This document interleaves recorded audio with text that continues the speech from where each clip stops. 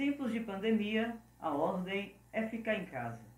Mas como enfrentar esse período de quarentena? É a respeito disso que convidamos a psicanalista Rita Almeida. Rita, seja bem-vinda ao Prosa e Fé. Muito obrigada, Padre Orlando, pelo convite. E a gente está aqui, aberto para poder fazer esse bate-papo e, de certa forma, contribuir. Bom, antes de tocarmos no assunto a respeito da pandemia, vamos falar um pouco da psicanálise. A senhora é formada pelo SEAP, aqui em Santo Antônio, e gostaríamos, não somente eu, mas também que está nos escutando, o que é a psicanálise? Bem, não dá para a gente falar da psicanálise sem antes falar do pai da psicanálise, Freud. Até então, a ciência, ela via o ser humano, o corpo. Basicamente, tinha uma estrutura voltada para o biológico, para o estrutural. E Freud, ele olha esse corpo e percebe que nesse corpo habita uma mente. E a partir daí, Freud começa a aprofundar os seus estudos a respeito da mente humana. E assim nasce a psicanálise. Como funciona o processo analítico? O processo analítico, ele funciona basicamente sobre algo daquilo que a gente considera que é importante desde a época de Freud, que é o fato de falar livremente. É o que a gente chama de associação livre. No processo de falar livremente, o cliente ele traz tudo aquilo que lhe inquieta, a sua queixa principal, digamos assim. E o analista é aquele que acolhe essa psique, que acolhe essa alma que está ali caracterizada sobre uma dor, sobre uma angústia. Então o processo analítico se dá em torno da escuta. Sim, não é? Em torno da escuta. Então é necessário escutar aquela demanda que o cliente traz dentro do set analítico e ajudá-lo a compreender esse processo.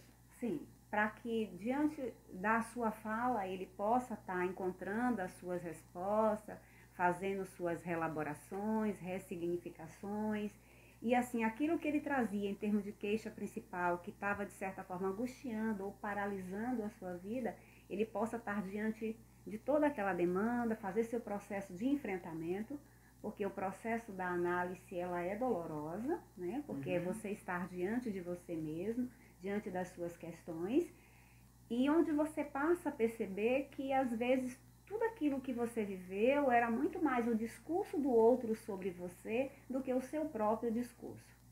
A mesma logística que Freud utilizava quando começou a psicanálise é a mesma que ainda é utilizada hoje, em pleno século XXI, já que Freud surge com a psicanálise ainda no século XIX?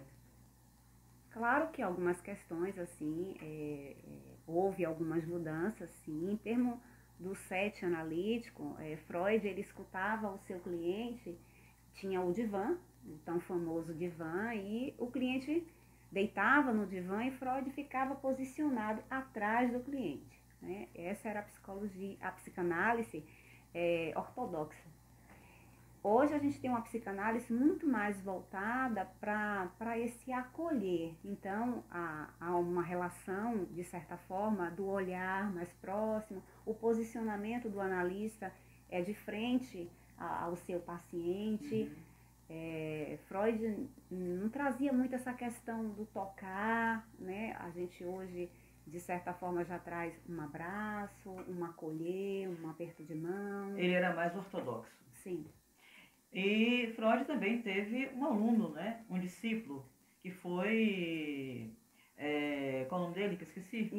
Jung. Então, Jung, ele acabou tendo um certo conflito com Freud, né? A questão de conflito de ideias, né? Eu acho que também desses conflitos em relação a essa ortodoxia que Freud tinha, não é isso?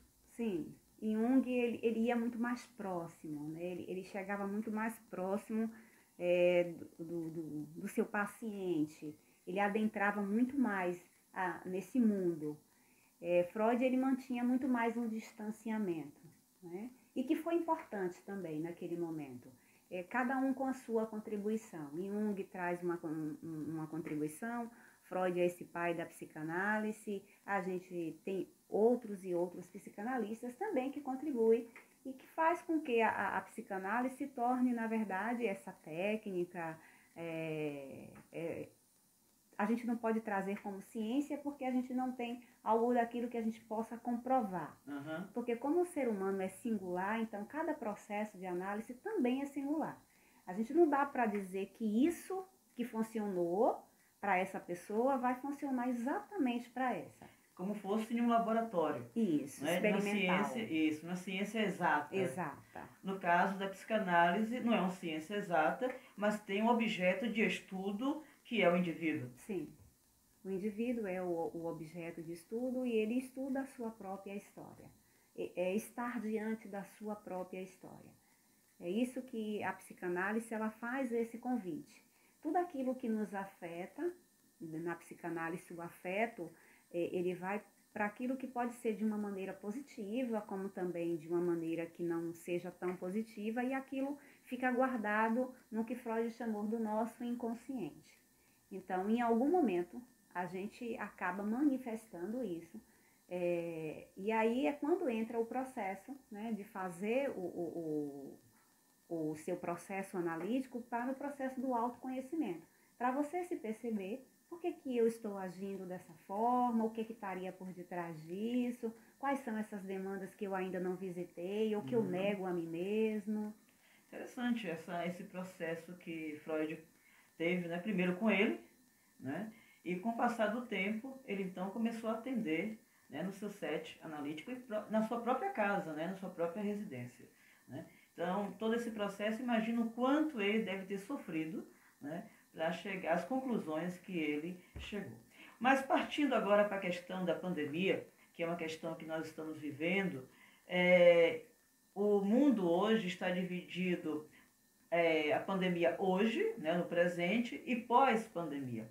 E o que nós podemos esperar do pós-pandemia? Né? Já que há muita gente que, nesse período de quarentena, vem sofrendo, né, por não poder sair de casa. Um exemplo disso são os idosos.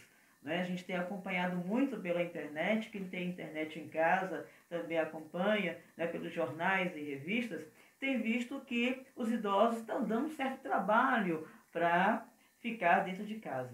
Então, como a gente pode encarar esse novo mundo pós-coronavírus?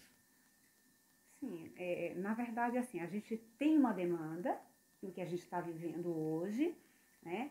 É algo que é novo, é algo que ainda está se tentando buscar resposta, buscar uma solução em termos de uma vacina.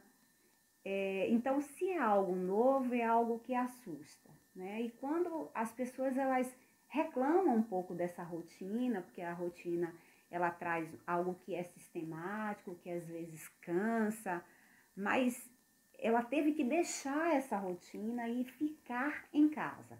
Esse ficar em casa a gente pode trazer dentro da psicanálise de uma forma bem ampla, porque é o ficar em casa fisicamente, mas eu também fico em casa psiquicamente. Então, às vezes, aquele conteúdo que estava lá guardado no inconsciente, ele começa, de certa forma, a ganhar força. E aí começa a vir alguns sentimentos. Então, assim, é natural que se tenha angústia. Claro que quando eu digo que é natural, é tudo aquilo que eu estou conseguindo conviver. Quando eu percebo que isso está me paralisando, é aí que entra a questão de se procurar um profissional. Mas sentir a tristeza, sentir a incerteza, a angústia, a inquietação, é algo que está se vivendo nesse momento. Por isso que é interessante se munir de artifícios, de forma que a gente possa estar conduzindo isso de uma maneira mais leve e mais serena. Isso não quer dizer que os impactos não venham, eles vêm, mas que a gente possa conduzir isso mais leve, mais sereno e mais tranquilo. Agora a gente pode observar também, Rita, que é uma faca de dois gumes. Né? Há um lado positivo e um lado negativo. O lado positivo é que nesse corre-corre da vida moderna, né, A gente não tem tido tempo para nem sequer almoçar a família unida, né? Pai, mãe e filhos. E com essa pandemia, isso está nos dando oportunidade, né, de sentarmos à mesa junto com aquelas pessoas que amamos. Sim, é claro que a gente tem aí revisitar o lugar do qual eu estava basicamente meio que não morando. E morando, se eu morasse nesse lugar, estava morando muito pouco. Então, é a mãe que estava também sobrecarregada, o pai também sobrecarregado, todo mundo nessa rotina de uma atividade intensa. E aí o ficar em casa é aquilo que eu começo também a fazer outras atividades, onde eu envolvo mais a família, preparar aquela comidinha que eu não tinha tempo de fazer, fazer as reuniões, brincar com os filhos.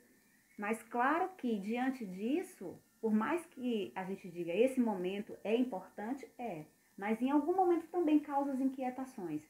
Porque eu também quero ir para a vida lá fora, eu quero que isso se resolva, eu quero que isso tenha logo uma solução. Uhum. Porque exercer demais esse papel, se a gente trouxer isso só em termos de exemplo, o aluno não está indo para a escola, ele está tendo as aulas que está sendo online, mas a mãe está ali, de certa forma, fazendo o papel do professor. Uhum. Né? Então, para essa mãe, ela também se vê em um processo também angustiante. Uhum. Né? Porque não era o papel que ela estava fazendo e ela passa a fazer. E aí a gente vai começar a ver que pós isso a gente vai ter também uma possível valorização dos papéis. Sim. Né? E é isso que é importante. Essa valorização daquilo que eu tinha e que talvez passava desapercebido, que eu não dava o valor. Então, valor a professora do meu filho, valor a diretora, valor a aula, a professora de banca, valor a outros profissionais que envolvam a rotina do meu filho, a minha rotina ou a rotina também do meu esposo ou da pessoa que mora comigo, enfim, vai haver uma supervalorização. Nossa, tá vendo quanta coisa mudou nas nossas vidas, né, depois da pandemia, né? Aquilo que é ruim, porque de fato nos traz muito sofrimento, né? Pessoas que amamos ou que conhecemos que perderam a vida, né? Mas que por outro lado a gente enxerga uma oportunidade de um recomeço, né? De um olhar diferente àqueles que estão ao nosso lado, né? De um olhar diferente para o futuro. Sim. Né? Então, isso é positivo. Sim. Bom, queremos, né, agradecer a Rita Moura, né, pela presença aqui no Prosa e Fé. Convidaremos outras vezes, né, para falarmos a respeito de psicanálise. Tenho certeza que você que está em casa nesse momento gostaria de saber mais coisas. Mas vamos deixar para uma próxima oportunidade para tratarmos desse assunto mais profundamente. Agradeço mais uma vez a tua presença. Eu é que agradeço. E obrigada pelo convite, Padre Orlando. E a gente está aqui.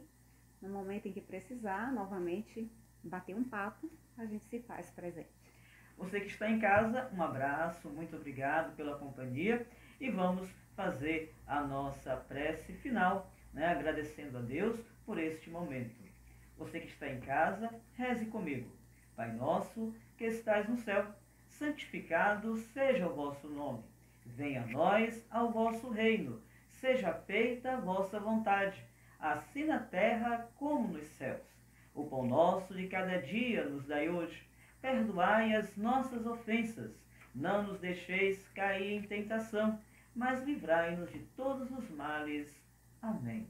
A você que está em casa, o nosso muito obrigado. A bênção de Deus Todo-Poderoso, Pai, Filho e Espírito Santo. Amém. Até a próxima, com a fé em Deus.